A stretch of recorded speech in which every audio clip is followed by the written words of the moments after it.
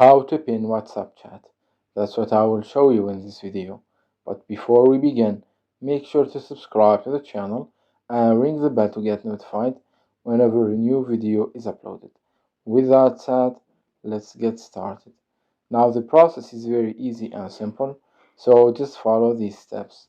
Go ahead and open up WhatsApp and say for example that I want to pin the second conversation. All what I need to do is click and hold on that chat, and once I do that I will get this menu list that have several options at the top. The first one you can see is the pin option, so if you click on it you will see that the chat has been pinned at the top of this chat list.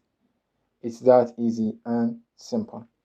So that was it for this video. That's how you can pin a conversation on WhatsApp. If you have any questions, please leave them in the comment section down below. With that said, see you in the next video.